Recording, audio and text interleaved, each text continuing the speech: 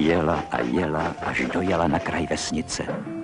Protože byla tma, řekla si, že někde přenocuje a teprve ráno se vydá na další cestu.